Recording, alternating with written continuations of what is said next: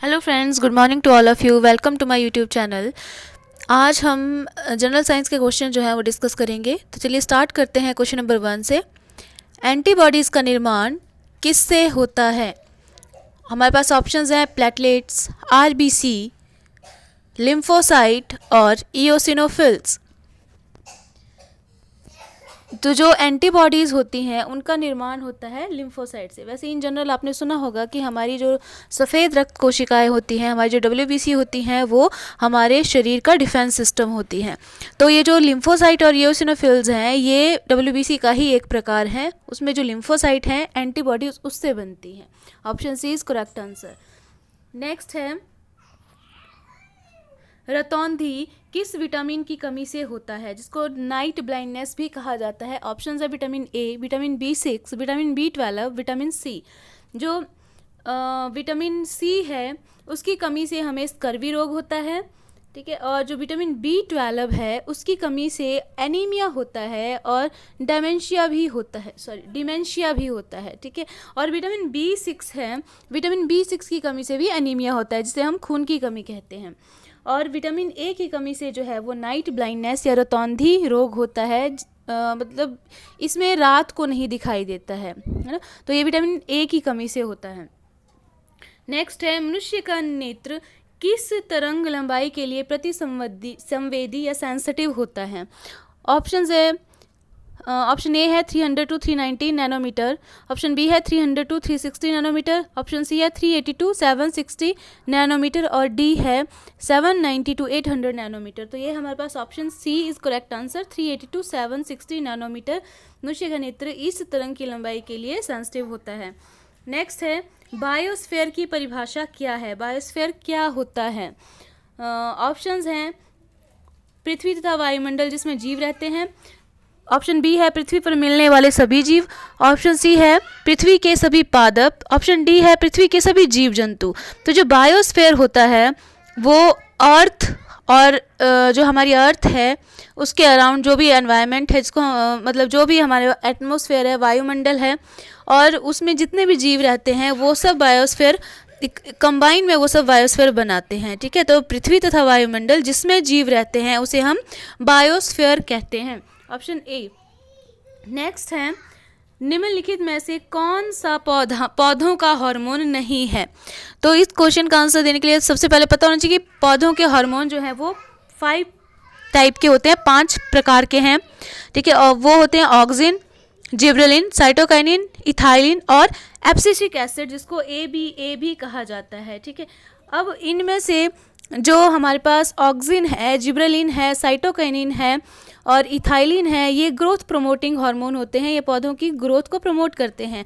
और ये जो एब्सिसिक एसिड है दैट इज़ ABA, ये ग्रोथ इनहिबिटर होता है, ठीक है। ये growth inhibitor, as a growth inhibitor ये काम करता है, बट ये ज़रूरी है, ठीक है। ये काफ़ी ज़्यादा ज़रूरी है। स्टोमेटा की ओपनिंग क्लोजिंग में भी इसका जो है वो बहुत योगदान होता है, ठीक है।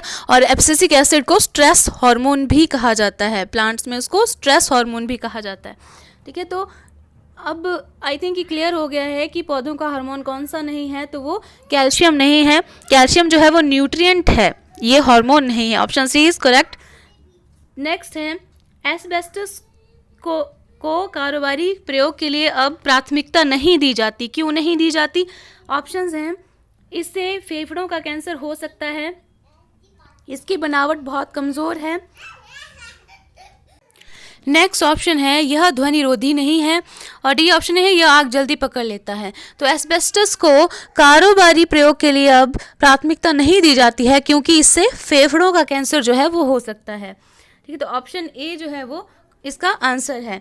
नेक्स्ट है आयोडीन किससे प्राप्त होती है? आयोडीन जो है हमें वो सी फूड से प्राप्त होती है। ये जो 4 ऑप्शन है ये चारों सी फूड हैं, जैसे कि ग्रेसिलेरिया, लेमिनेरिया, उडोगोनियम, स्पायरोगेरा। तो इनमें से जो है वो उडोगोनियम से हमें आयोडीन प्राप्त होती है। Option C is correct answer.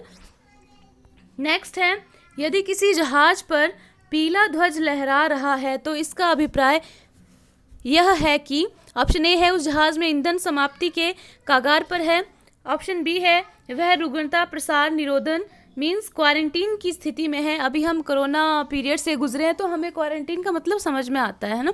Option C है इसके यात्री छूत की बीमारी से ग्रस्त हैं। ऑप्शन डी है उसे संकटकालीन सहायता की आवश्यकता है।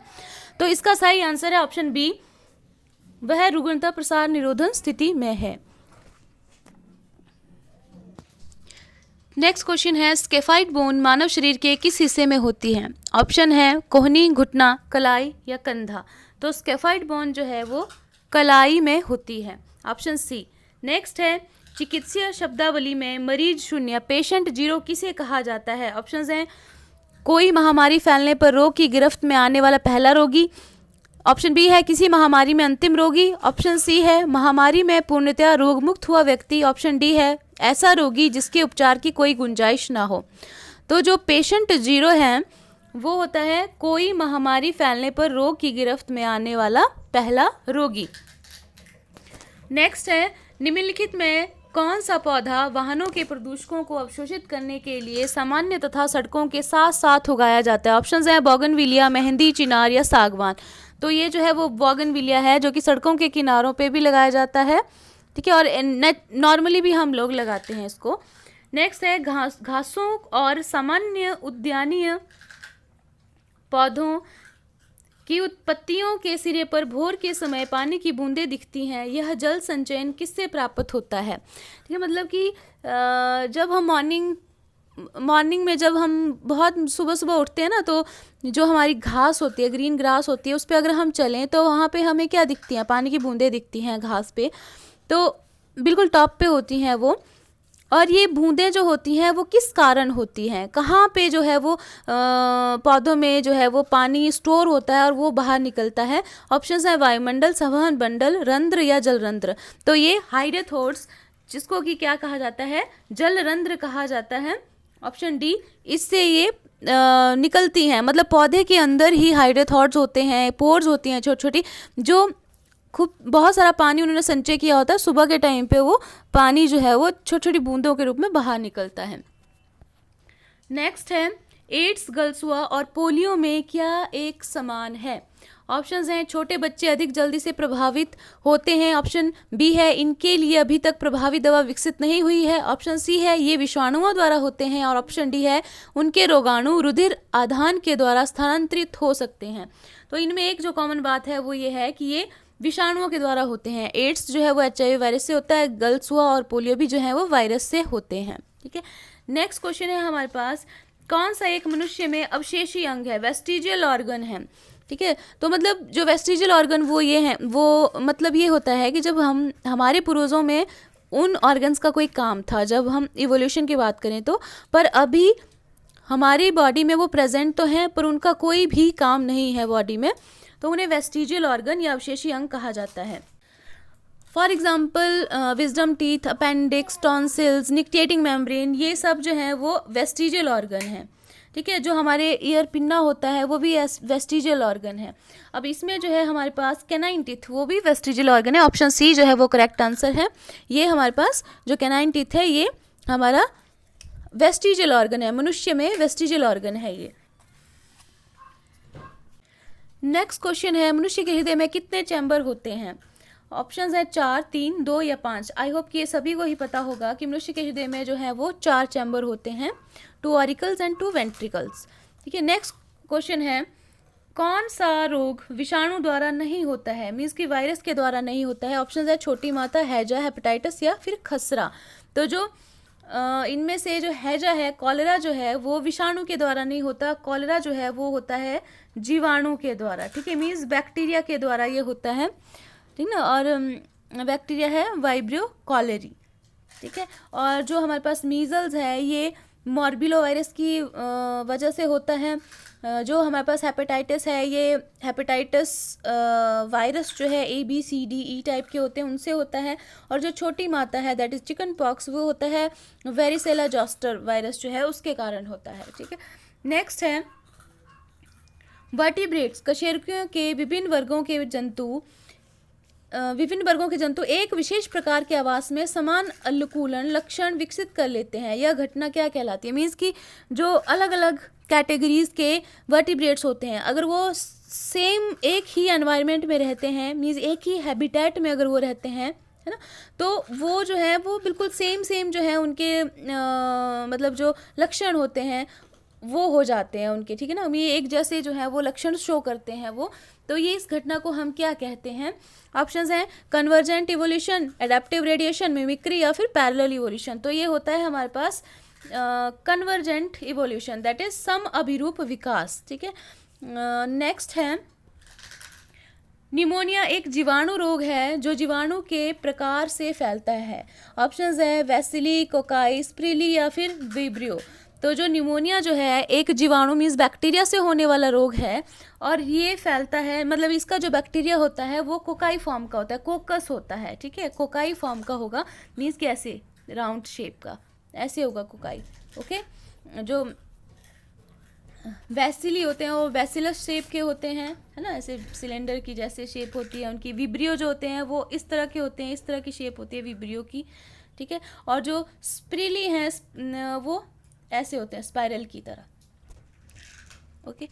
नेक्स्ट क्वेश्चन है शिशुओं में एंठन that is convulsion in infants किसकी कमी से होता है? ऑप्शंस हैं iodine, vitamin D, vitamin B6, vitamin सी।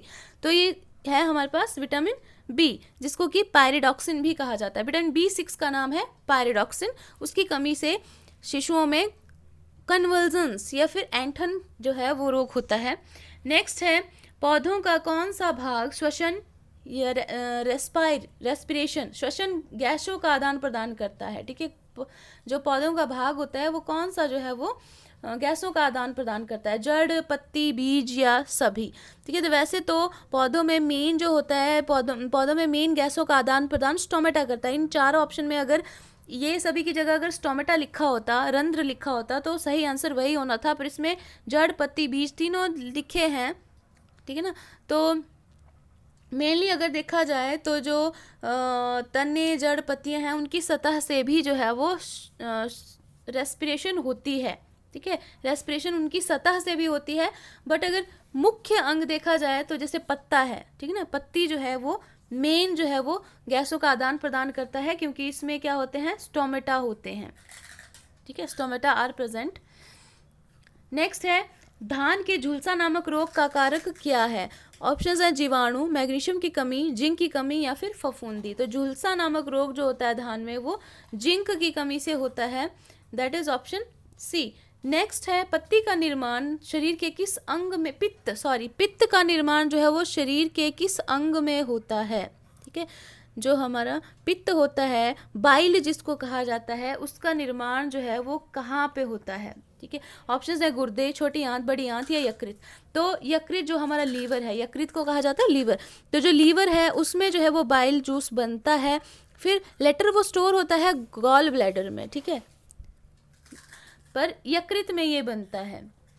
नेक्स्ट है 98.4 डिग्री फ़ारेनहाइट कितने सेंटीग्रेड के बराबर होता है? 98.4 डिग्री फ़ारेनहाइट जो होता है वो होता है हमारे पास 36.9 डिग्री सेल्सियस के बराबर, ओके। नेक्स्ट है मलेरिया शरीर के किस अंग को प्रभावित करता है? ऑप्शंस है स्नायु तंत्र, हृदय, यकृत या फेफड़े। जो मलेरिया होता है वो हमारे लीवर को, यकृत को प्रभावित करता है, ऑप्शन सी।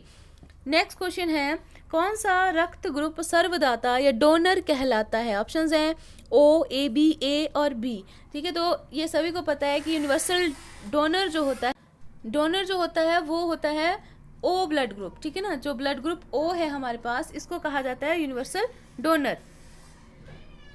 और जो हमारे पास यूनिवर्सल रेसिपिएंट है, सर्वग्राही ग्रुप है, वो होता है ब्लड ग्रुप AB, ठीक है ना। जो O जो है वो सभी को ब्लड दे सकता है, AB जो है सबसे ब्लड ले सकता है, ओके। और जो ब्लड ग्रुप A है वो सिर्फ ब्लड ग्रुप A से ही ब्लड ले सकते हैं, B जो है वो सिर्फ B से ही ले सकते हैं, और A वाले A को ही ब्लड ग्रुप अपना दे सकते हैं और B वाले भी B को ही दे सकते हैं, ठीक है। AB जो है वो सबसे ब्लड ले सकता है, दे नहीं सकता, दे वो सिर्फ ए बी को ही सकता है, ठीक है ना। मतलब जो ए बी ब्लड ग्रुप वाला है वो सिर्फ ए बी ब्लड ग्रुप वाले को ही ब्लड दे सकता है, बट वो लेगा सभी से, ठीक है। और वैसे ही ओ का भी होता है कि ओ सबको ब्लड दे सकता है, ब्लड ग्रुप ओ जो है वो ब्लड सबको दिया जा सकता है ब्लड, बट जब जिसका ब्लड ग्रुप ओ है उसको ज़रूरत होगी तो वो लेगा सिर्फ ब्लड ग्रुप ओ वाले से ही।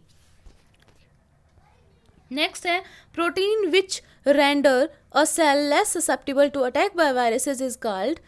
जो प्रोटीन जो है which render a cell less susceptible, जो बनाता है एक सेल को less susceptible to attack by virus, उसको क्या कहा जाता है?